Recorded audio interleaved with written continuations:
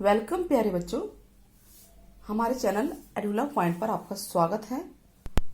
तो आज डे 4 में क्लास 10th की गणित की रिवीजन हम लोग पुनरावृत्ति कर रहे हैं। टारगेट हमारा है सीबीएसई एग्जाम। चैप्टर 1 डे 1 2 3 में हम लोगों ने कर लिया है, तो उम्मीद करती हूँ कि आप लोगों ने भी किया होगा। नहीं किया तो जल्दी से कीजिए।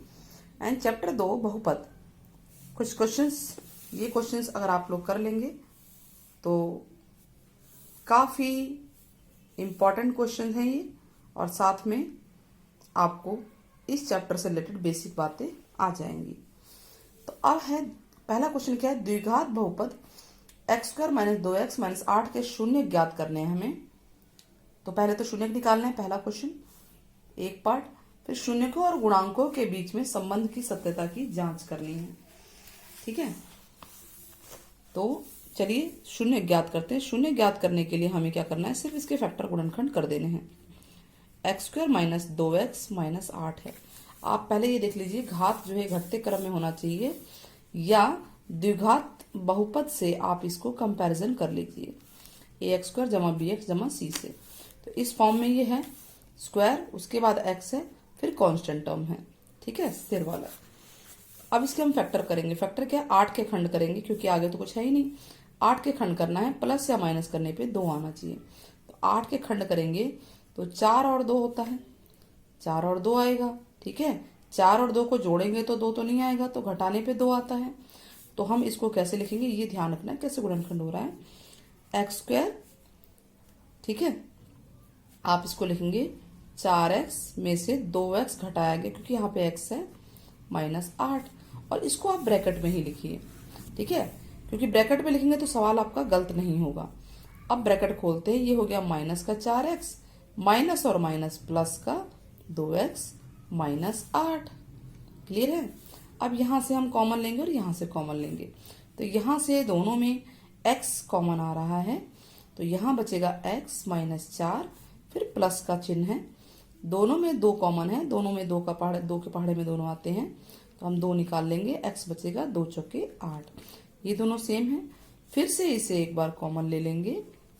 ठीक है, तो अगले ब्रैकेट में आएगा x = 2। तो ये 2 हमारे शून्य का आ गए। तो शून्य क्या कौन कौन से आए हैं? x - 4 = 0 और x = 2 = 0। 2 आ गए ना, तो x = 4 और x बराबर ये इधर चला जाएगा राइट में -2। ये 2 हमारे शून्य आ चुके हैं। तो ये था पहला पार्ट जो कि पूछा गया था कि शून्य ज्ञात करो। उसके बाद कह रहा है शून्यकों और गुणांकों के बीच में संबंध की सत्यता की जांच कीजिए। तो चलिए जांच करते हैं। सबसे पहले हम ABC यहाँ पता लगाते हैं, तो इससे आपकी तुलना कीजिए। A क्या होगा? x² का कोफिशिएंट। ठीक है, तो A है 1, अगर हमने तुलना की है तो B है -2 और C है -8। ये हमने लिख लिया। अब जांच में क्या होता है? शून्यकों का योग करेंगे। शून्यकों का योग यानी इन दोनों को जोड़ेंगे, 4 जमा -2। ठीक है, तो जमा और घटा घटा हो गया, 4 घटा 2, 2 आ गया। ठीक है, 2 को हम लिख सकते हैं 2/1। तो क्या ये -b/a के बराबर है? यस। b क्या था हमारा, बताइए? b है ना हमारा -2 और c है हमारा -8। तो -2/1 के बराबर ये आ रहा है। अगर मैं माइनस यहाँ भी लगा दूं दोनों तरफ तो हो जाएगा, या एज इट इज भी छोड़ सकते हो। अब है शून्यकों का गुणनफल। ध्यान दीजिएगा, पहले शून्य निकालना है, फिर योग निकालना है। तो शून्यकों का गुणनफल, शून्यकों का गुणनफल यानी इन दोनों शून्यकों को, जो ये हमारे शून्यकाएं हैं, इनको हम गुणा कर देंगे। यही कह रहा है ना ये। तो गुणा कीजिए, 4 दूनी 8, माइनस आएगा। 8 के नीचे अगर 1 लगाएं तो क्या ये c/a के बराबर है? यह c -8 है और ये 1 है। तो हमें 2 फार्मूले हमारे लिए निकल के आ गए। शून्यकों के योग को हम -b/a भी बोलते हैं और शून्यकों के गुणनफल को c/a भी बोलते हैं। a 1 है, a 1 है, a सेम होना चाहिए। तो इस तरह से पहला सवाल हो गया। चलिए अब दूसरा सवाल करके देखते हैं। द्विघात बहुपद x² - 9 के शून्य ज्ञात करने हैं। तो हम ऐसे ही करेंगे, x² - 9, गुणनखंड तो करना नहीं है इसमें, सीधा ही कौन सा फार्मूला लग रहा है? a² - b² का a minus b a plus b. तो हम इसे लिख सकते हैं एक्स स्क्वायर माइनस 3 का स्क्वायर। तो ये हो जाएगा x माइनस 3 x प्लस 3। तो हमारे पास दो शून्य आ गए, कौन कौन से? x माइनस 3 बराबर 0, तो x बराबर 3 आ गया। दूसरा है x जमा 3 बराबर 0, x बराबर माइनस 3। ठीक है, अब इस क्वेश्चन को आप स्टैंडर्ड फॉर्म में बना लीजिए। द्विघात बहुपद जो होता है उस रूप में a एक्स स्क्वायर जमा बी एक्स जमा सी के रूप में। अगर मैं लिखूं x स्क्वायर घटा 9 है, x वाला है ही नहीं, तो आप 0x लिख सकते हैं। अब तुलना करें अगर इन दोनों की, तो बताइए a क्या है? a है 1, b है 0, जो चीज ना हो उसके 0 लगा दो, और c क्या है बेटा? -9। क्लियर है? तो अब वही जांच करेंगे, शून्य तो निकल चुके हैं। जांच में क्या होगा? शून्यकों का योग। तो 3 में जोड़ेंगे, 3 में -3 को जोड़ेंगे, तो प्लस माइनस माइनस होता है, तो हो जाएगा 3 माइनस 3 यानी 0। 0 के नीचे 1 लगा सकते हैं। ये माइनस b बटा a के बराबर है। ये रहा b, ये रहा a, इसके बराबर है। ठीक है, अब शून्यकों का गुणनफल। गुणनफल क्या होता है? इन दोनों को गुणा कर दो, शून्य को 3 गुणा -3 को गुणा कीजिए, तो 3 तिहाई 9 हो गया माइनस का। ठीक है, इसके नीचे आप 1 लगा सकते हैं अगर नहीं है तो ये c बटा a के बराबर होगा। देखिए c है -9, a ये है। हो गई ना जांच? तो इस तरह से दोनों सवाल एक जैसे ही थे। चलिए आगे बढ़ते हैं। अब पहला सवाल हो गया, दूसरा हो गया, दोनों एक जैसे हैं। तो आपने एक टाइप सीख लिया है, शून्य निकालना और संबंधों की जांच करना। दूसरा टाइप क्या है? बहुपद को ज्ञात करना। इस बार हमें ऐसा बहुपद बनाना है। ठीक है, ऐसे बहुपद बनाना है, इन्हें बहुपद कहते हैं, द्विघात बहुपद। और शून्य हमें शून्य दे रखे हैं 7 और -2। तो चलिए निकालते हैं। तो सबसे पहले हम देखिए, बहुपद के लिए ABC पता होना चाहिए। तो क्वेश्चन नंबर 3 हम कर रहे हैं, हमें शून्य दे रखे हैं। शून्य क्या है हमारे पास? 7 और -2। तो हम क्या करेंगे? शून्यकों का योग निकालेंगे। शून्यकों का योग यानी इन दोनों को जोड़ देंगे, 7 जमा -2। तो कितना हो जाएगा? ये नीचे कर लीजिए, प्लस माइनस माइनस 5 आ गया। और शून्यकों के योग को अगर इसके नीचे 1 लगा दे, हम -b बटा a लिख सकते हैं ना। ठीक है, अब इसको ऐसे ही छोड़ते हैं। और शून्यकों का गुणनफल, शून्यकों का गुणनफल क्या होता है बेटा? इनको गुणा करेंगे 7 को -2 से, तो ये आ गया -14। इसके नीचे भी 1 लगा लो, ये हो गया c बाय a। अब तुलना कीजिए, ये b है, ये a, दोनों सेम है। सेम नहीं होगा तो सेम करना होगा। तो b माइनस b बराबर 5 है, तो b बराबर हो जाएगा -5। एक तो ये ध्यान रखना है माइनस का, दोनों तरफ माइनस है तो कट जाएंगे, लेकिन माइनस नहीं है तो राइट में भेज दीजिए। a दोनों देखिए 1 है, तो a आ गया 1 और c है -14। ABC पता चल गए। हमें निकालना क्या है? हमें निकालना है द्विघात बहुपद। ठीक है, तो वो होता है ax² जमा bx जमा c। जब द्विघात बहुपद पूछा हो तो उसमें ABC की वैल्यू चाहिए होती है, और वो यहां से हमारी आ जाएगी। तो a कितना है? 1 x², b कितना है? -5 इंटू x, और c है -14। तो ये हमारा आंसर हो गया। 1 लिखिए, चाहे ना लिखिए, x² -5x -14। क्लियर है? आ गया समझ में? चलिए, तो सवाल क्या था?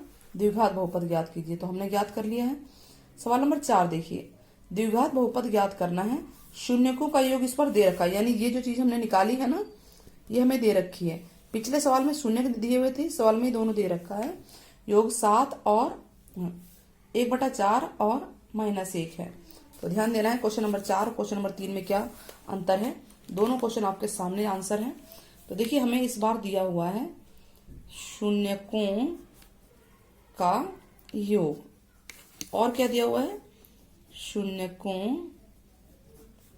का गुणनफल, है ना। दोनों क्या है? ये है 1/4 और ये -1। 1/4 और ये -1। इसके नीचे भी 1 लगाइए। तो हम ये देख रहे हैं कि ये चीज सेम नहीं है, a सेम नहीं है। सेम करना पड़ेगा। यहाँ तो 4 ठीक है, समझ में आ गया। ये -b बटा a है, a, लेकिन यहाँ पर ये a1 है, तो इसको भी 4, जो यहाँ है वही सेम यहाँ बनाना होगा। तो हम ऊपर नीचे 4 से गुणा कर देंगे, तो ये हो जाएगा -4/4। तो ये तो है माइनस बी बटा ए और ये क्या होता है सी बटा ए। अब मैच कीजिए, ए सेम हो गया ना, तो ए हो गया हमारा 4, पहला आ गया। अब बी की बारी, माइनस बी बराबर 1, तो बी बराबर क्या होगा -1, माइनस आप इधर भेज देंगे, ये बी आ गया। और सी तो हमारा -4 है ही। ए बी सी आ गया ना, तो हमें निकालना क्या है, द्विघात बहुपद निकालना है, जो कि होता है ax² जमा bx जमा c। ठीक है, a है 4x², b माइनस का है 1x, 1 लिखिए चाहे ना लिखिए, माइनस का 4। ये है जी हमारा द्विघात बहुपद। क्लियर हो गया? तो सवाल नंबर 4 भी हो गया। चलिए सवाल नंबर 5 की तरफ देखिए। तो हमें पहले क्वेश्चन में तो शून्य निकालने थे, पहले 2 में, अगले में बहुपद निकालने थे। 2 अलग अलग तरीकों से हो गए। तरीका वही है, थोड़े से रास्ते थोड़े से डिफरेंट हुए। क्वेश्चन नंबर 5, द्विघात बहुपद ये दे रखा है x² जमा 3x जमा k का एक शून्य दे रखा है, k का मान निकालना है। तो हमने 2 चीजें सीखी, शून्यकों का योग और गुणनफल, तो उसी से हम यहाँ पे कर लेंगे। क्वेश्चन नंबर 5 क्या है, x² जमा 3x जमा k, x² जमा 3x जमा k। तो सबसे पहले हम शून्यकों का योग करते हैं, शून्य मान लेते हैं। ठीक है, देखिए एक शून्य तो दे रखा है, एक शून्य है हमारे पास 2, तो दूसरा शून्य नहीं है, तो मान लो, माना दूसरा शून्य अल्फा बीटा गामा कुछ भी मानिए। अब हमने क्या सीखा था, शून्यकों का योग, यही सीखा था ना, शून्यकों का योग यानी इन दोनों को जोड़ना है। शून्यकों का योग का मतलब होता है 2 जमा अल्फा, और वो क्या होता है -b/a। ये हमने फार्मूला सीखा था, शून्यकों का योग -b/a। तो कितना आ गया ये बताइए, 2 जमा अल्फा -b, ABC यहां से पता कीजिए पहले, बताइए ए क्या है, ए है 1, बी क्या है बच्चे 3, और सी की वैल्यू है k, ये ABC है। ठीक है, तो -b है 3, -b है बटा a। यहां से हम क्या निकाल लेंगे, अल्फा की वैल्यू आ जाएगी, -3 बटा 1 -3 ही होता है, तो अल्फा बराबर होगा -3, और 2 उधर चला जाएगा, माइनस का हो जाएगा, तो यानी -5 आ गया, ये अल्फा का मान आ गया। ठीक है, क्लियर है? अब शून्यकों का गुणनफल यही हम कर लेते हैं, शून्यकों का गुणनफल, तो शून्य की ये दोनों है, इनको गुणा करेंगे, 2 गुणा अल्फा बराबर c बटा a होगा। क्लियर है? और अल्फा का मान -5 आया था, तो यहाँ पे मैं -5 रख देती हूँ, बराबर c क्या है k बटा 1, तो 5 दूनी 10 माइनस का, तो k बराबर हम इसको सीधा करके लिख देंगे -10, जो कि पूछा गया है k का मान। k का मान पूछा है ना, तो k का मान -10 आया। योग और गुणनफल दोनों से ही आ गया, कहीं भी वैल्यू रखिए। क्लियर है? चलिए अब देखिए सवाल नंबर 6 क्या कहता है। सवाल नंबर 6 कहता है कि द्विघात बहुपद के कितने शून्यक होते हैं। तो देखिए जितनी घात है, द्विघात यानी 2 घात है, तो शून्यक भी 2 ही होंगे। त्रिघात होगी तो 3 शून्यक होंगे। ठीक है, रैखिक बहुपद है तो यानी 1 घात वाला है, 1 शून्यक होंगे। तो नाउ सेकंड क्या है, द्विघात बहुपद ax² जमा bx जमा c, इसमें a0 नहीं होगा। शून्यकों का योग का फार्मूला क्या होता है, यहाँ पे फार्मूला लिखना है बेटा, -b/a। कई बार क्वेश्चन में ये भी पूछ सकते हैं। और शून्यकों का गुणनफल क्या है, c बटा a। तो इस तरह से हमारे ये डे 4 के सारे क्वेश्चंस जो है रिवीजन हो जाते हैं। आप लोग अच्छे से देखिएगा और होमवर्क में ये क्वेश्चन कीजिएगा, ट्राई कीजिएगा। यदि शून्यकों का योगफल और गुणनफल क्रमशः, यानी योगफल पहला है और गुणनफल दूसरा है, कौन से सवाल की तरह है बताइए, सवाल नंबर 4 की तरह है। तो योगफल और गुणनफल अगर दिया हुआ है, द्विघात बहुपद निकालना है। तो उम्मीद करती हूँ आप निकालेंगे और जरूर कमेंट करेंगे। Take care, bye bye. Day 5 के लिए रेडी रहिएगा और शेयर और सब्सक्राइब करना ना भूलें। अगर हमारी वीडियो आपको अच्छी लगती है तो हमारे चैनल को सब्सक्राइब जरूर कीजिए। थैंक यू बच्चों, थैंक यू फॉर वॉचिंग।